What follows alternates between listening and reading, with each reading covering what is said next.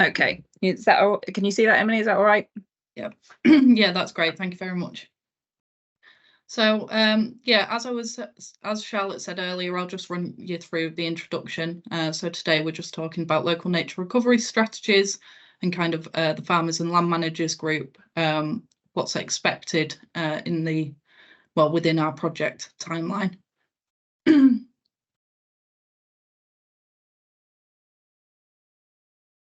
If you could please skip. Thank you, Charlotte.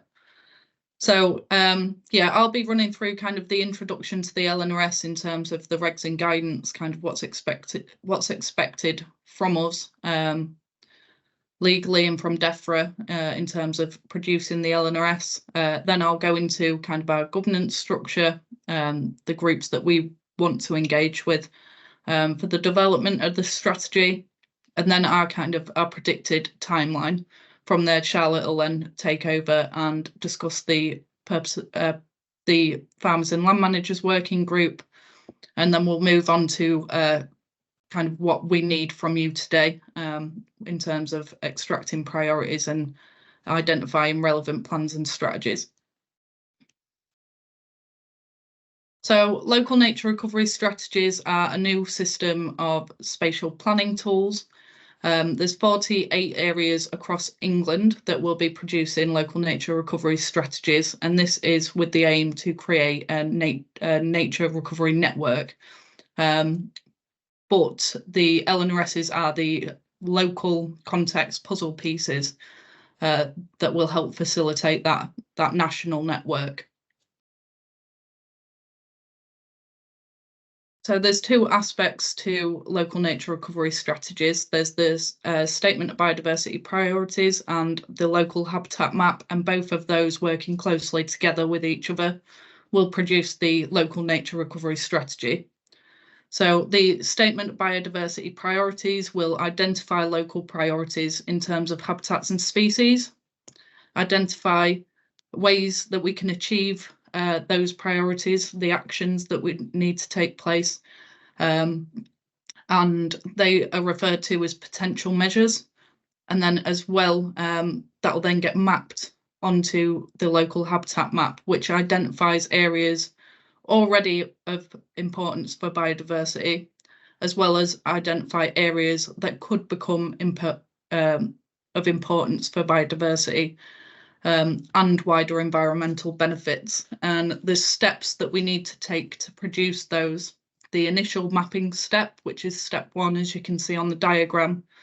As I said, that's areas that are already of particular importance for biodiversity and include national conservation sites, local nature reserves, local wildlife sites, and irreplaceable habitats. This stage is prescriptive and will that's the baseline for all LNRSs across England. So there's no wiggle room with what's mapped in that first stage. We then move to step 3. Although there's step 2, this will happen when the strategy is reviewed, and step 2 is where the actions have taken place. So for this iteration of the local nature recovery strategy, we're bypassing step 2 and going to step 3, which is describing the strategy area, its biodiversity, and the opportunities for recovery. And this will then help us in agreeing our priorities for the LNRS and for Greater Lincolnshire. The strategy area description will start quite broad, but then go into the kind of the habitats that are here currently and kind of changes that's happened, as well as identify any anticipated pressures from climate change and things like that to really hone into those opportunities that we have for nature recovery. So in terms of step 4, which is agreeing the LNRS priorities and potential measures, as I said, the description will help to guide prioritisation. And then those potential measures that are referred to earlier, those actions, will be mapped to areas that the best placed areas for nature recovery for those specific habitats and species, whilst also providing wider environmental benefits like flood mitigation and climate mitigation. And like I say, as a whole package, this creates the local nature recovery strategy. So the LNRS came out of the Environment Act. The Environment Act sets statutory environmental targets. The central government's recognised the need for nature recovery, not just for biodiversity itself, but as I said, the benefits that nature can provide. And it's also identified the Nature Recovery Network as well as one of those targets. So the local nature recovery strategy, as I said, they will be the puzzle pieces that create that national network, and will bring into other strategies that have come out the Environment Act in future iterations, like the protected site strategies and species conservation strategies. Those strategies themselves are currently under development or in pilot. So for this iteration of the LNRS, they won't be ready yet. So these will be included in the future iterations. And then as well, biodiversity net gain and a strengthened duty, biodiversity duty has been brought in by the Environment Act. Biodiversity net gain is, I'm sure many of you would have heard, it's through development, leaving the environment in a better state than when we had it. And then the strengthened biodiversity duty is for local authorities, particularly planning authorities, to consider plans like the local nature recovery strategy. So those are the two, biodiversity net gain and the strengthened biodiversity duty are two of the main mechanisms for delivering the LNRS's priorities from the LNRS.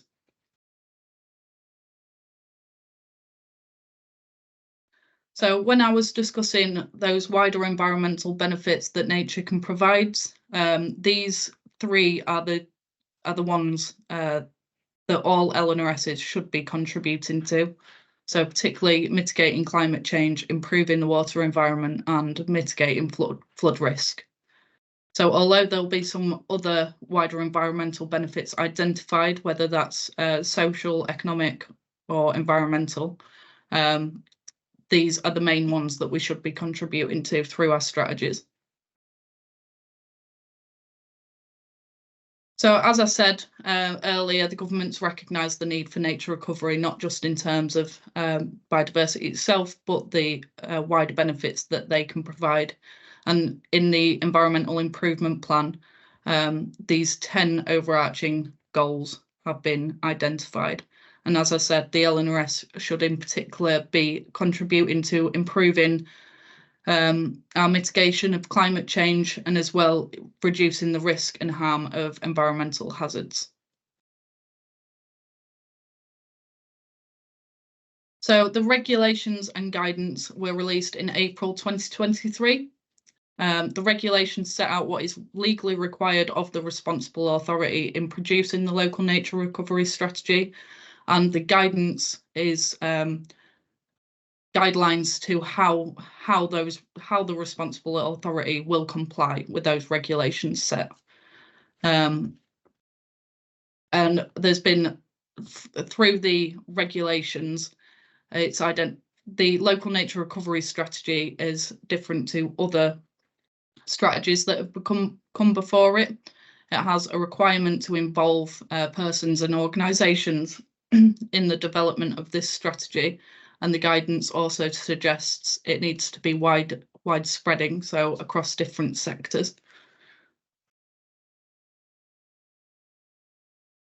The local nature recovery strategy will run on a cyclical basis, so in its preparation, publication and review. So when preparing the local nature recovery strategy, it is mandatory that we do a public consultation before publication. similar to many other strategies and high-level strategies that are being published or coming into place. And then the review of the strategy will take place 3 to 10 years after each publication, and that will be called on the responsible authority by the Secretary of State. So as I said earlier, there needs to be cross-sector working and involvement in preparing local nature recovery strategies. So when we were putting together our governance structure for Greater Lincolnshire, we've identified 5 working groups which we want involvement from, so that we can develop the strategy, including economic benefit, community benefit, environmental professionals, and farmers and land managers, as well as the supporting authorities. And the supporting authorities in terms of the LNRS are any local authority that's within the strategy area that's not the responsible authority. We've also got a species recovery group that it's set aside to the bottom of the governance structure there. It will be feeding into the LNRS, but will also be a group that has its own purpose outside of the LNRS. We then have an advisory group to oversee and advise on LNRS production and development. We have the production task groups and data and mapping task groups. And then, as we've made reference to earlier in the call, we've got the LNRS Management Board, which is a representative from Natural England, Lincolnshire County Council, North East Lincolnshire Council, North Lincolnshire Council, and the Greater Lincolnshire Nature Partnership. And then the political oversight group is the political approvals group.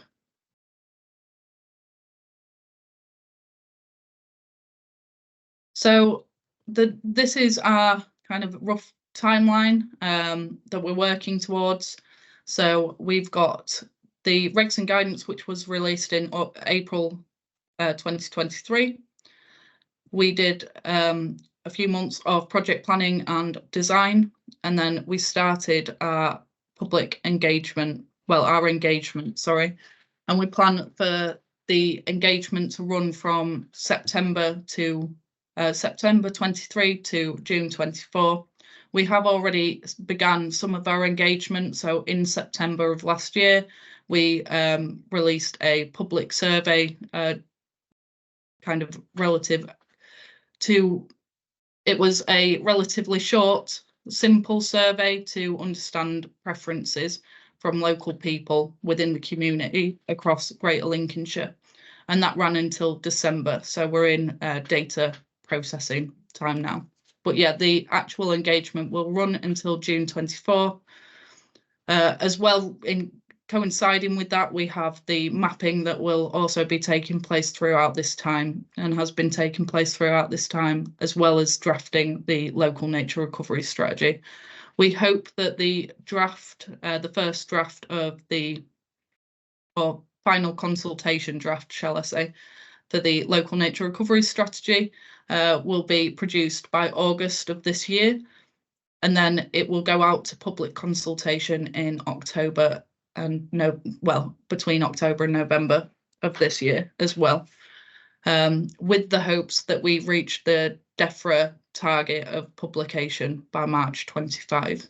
After that, it's the delivery and monitoring of kind of progress of the LNRS, and then waiting for the review in 3 to 10 years' time. Thank you very much, Charlotte. I'll pass that to you. Thank you. Okay, so I'm going to focus a little bit more on what we would like you to help us with, or elements that we would really like your input on for the local nature recovery strategy. Just to start off with, this is the Farmers and Land Managers Working Group. We've looked at organisations that kind of represent farmers, landowners, or large landowners themselves. We are planning on doing in-person workshops on the ground in different locations across the county with lots of other landowners. we're conscious of the amount of time and projects that farmers and landowners are being asked to input on, but we really think it's important to do some on the ground in-person events with them as well. Later down the line, we would probably ask for some of your help on who's best to approach, how can we format some of these workshops, that kind of thing. What we'd like to be able to do is show them maps of the area, things that we're potentially looking at suggesting. Nothing that goes on the local nature recovery strategy map is kind of prescriptive. It doesn't mean something's going to happen there. Of course, that's somebody's land. So further down the line, we'll be looking at that. So for this group, we're kind of looking at overarching organisations that have got land themselves or represent farmers and landowners. So this is who we have invited. Not everybody has come to the meeting. We have had a couple of apologies, but I just wanted to list these here so that if you can think of anybody else that you think should be around this table, that we invite them along to the next meeting. As I said, we are recording this, so it's going to be easy for them to catch up as well. So things that we would want you to help us with. We really want you to help us shape the local nature recovery strategy. We've got a number of different groups that we're working with. I think farmers and land managers are certainly up there with being some of the most important people for this county to be able to put together a strategy that is actually going to work and that we're going to be able to action nature recovery from it. So we'll be looking at steps 3 and 4 for the moment, and later on looking at step 5 from those steps that Emily was describing before. So we want you to help us contribute to the description of the strategy area, and I'm going to talk about how we are kind of going about that. So the first bit we do is describe what Greater Lincolnshire is, what habitats are here, and what challenges and opportunities we're facing. We then will be looking at prioritising habitats and species that we want to address in this strategy for this iteration. As Emily mentioned, this is cyclical. This isn't one thing that's going to be made and that's what we use for the foreseeable.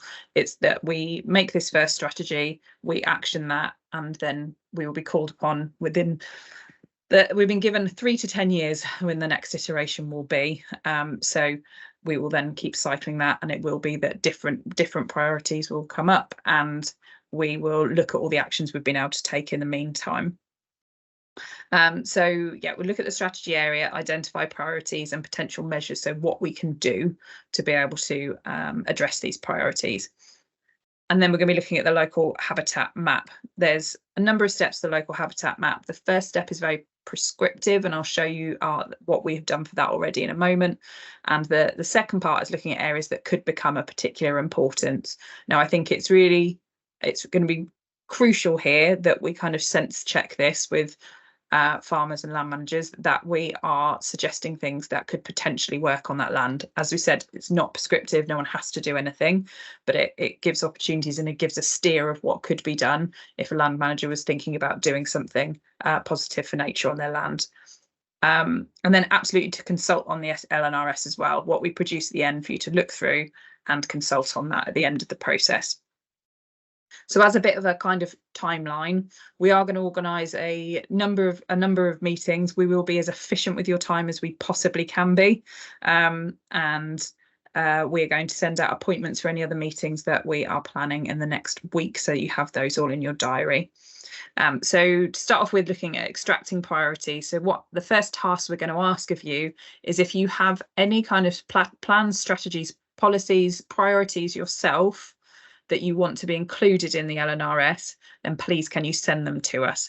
We've made a Microsoft form, so we should make this all fairly easy for you to do, but we're doing this across all of those working groups, is asking people for any plans and strategies they already have. We're going to extract everything from those, and then we're going to make a very, very, very long list of what the current priorities are for organisations and landowners across the county.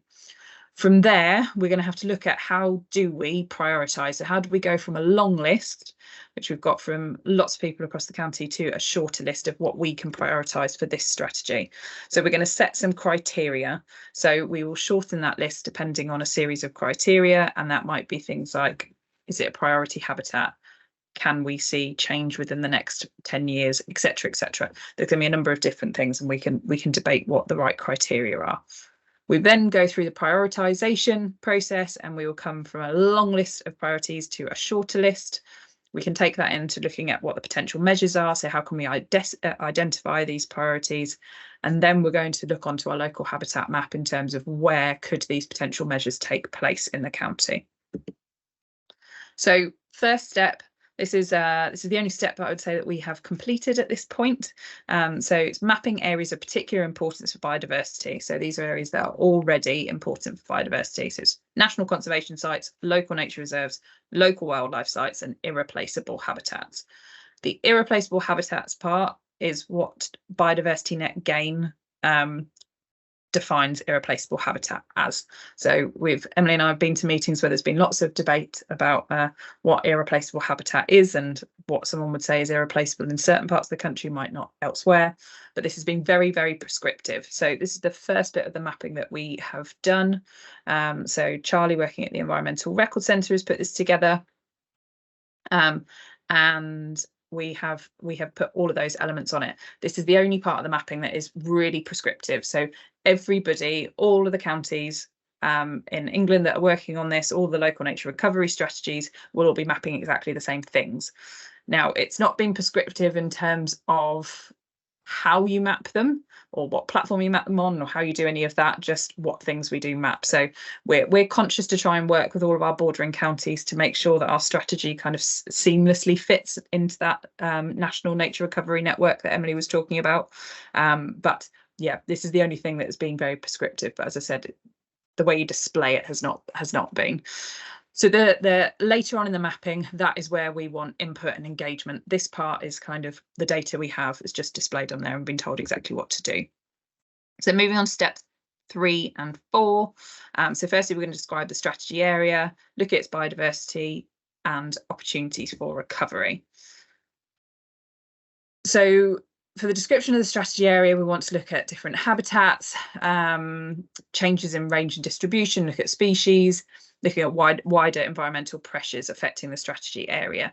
And really what we need to think about is Greater Lincolnshire, what defines this county, look at all the different habitats and everything along those lines. So Greater Lincolnshire, we're going to be the biggest local nature recovery strategy. It is a large area we're covering. So we cover from the Humber to the Wash, 10 local authorities. So when Emily was talking about that timeline in terms of when we're actually have the consultation draft finished and when we're going to finally get things published, a lot of that is because we have to get the sign off from all of our local authorities that we're working in. So we have a population of just over 1 million, but we are fairly sparsely populated. So, everybody on this call will know that we are a highly agricultural county. Food security, the supply of food security in this county is incredibly important. And so we've definitely got a balance when it's coming to this strategy and looking at making sure that we still have food production alongside nature recovery and how these things can work together. The approach we're taking as a basis for starting to describe the strategy area and the habitats we have is looking at the national character areas within Greater Lincolnshire. Part of the reason for doing this, or a large reason for doing this, is that our bordering county, so we border 7 different counties. So this is a difficult process of making sure that we are fitting in line with what everybody else is doing, so that our maps don't say completely different things when you just cross a county border. Our surrounding local authorities are all looking at national character areas as well. So we are very happy that potentially we would split these down even further, but we're using this as a base for what we are doing. We then, of course, think about our climate and the things that are unique about Greater Lincolnshire and what those impacts could be on our biodiversity. And then looking at challenges and opportunities. Agriculture has been highlighted as a big driver for change in species and habitats over the recent history. But I do also think that, so it's something we have to acknowledge, but I do think that is also one of our big opportunities in this county as well. absolutely we need to produce food as well as nature recovery, but you know we don't have huge urban populations in the county, so having big open spaces I think is part of the challenge, but it's also part of the opportunity, and that is something that I think we're going to work together in this group to make sure that we get right for the local nature recovery strategy. So the ultimate vision of what we want to see for the future of this county and what the ultimate aim of this strategy should be is similar to this. So we stole this from the Wildlife Trust because Emily and I really like this picture and we think it summarises kind of what we want to see in the future. So we want a functioning ecological network where species can thrive. We want to make sure that our areas that are important for biodiversity aren't small islands dotted around the county, that they're interconnected and climate resilient. We want to see natural solutions for things like climate mitigation, so woodlands and other habitats that are important, peatlands that are important for climate mitigation, looking at natural flood management with more wetlands, etc. We want green space around where people are living and areas that people can enjoy. We want communities living and being proud and looking after their environment, and we of course absolutely want farming and food production to carry on in this county in just the way that it has done previously, but we need to make sure that these things all interconnect with each other. So this is what we hope for Greater Lincolnshire in the future. So once we've described the strategy area, looked at biodiversity, opportunities for recovery, opportunities and challenges, then we're going to be looking at agreeing the priorities and identifying potential measures. So we've put a few examples here of potential things, potential plans and strategies that you might have. We would like, and I'm going to show you we've made a Microsoft form for you to be able to submit this to us. Essentially, we would like you to send any plans and strategies that you have to us and highlight any priorities that you have so that these can be included in the local nature recovery strategy, included on our long list, which we will then look at priorities. So these are just some examples of the sorts of things that we could think of. I'm sure there'll be lots more out there as well.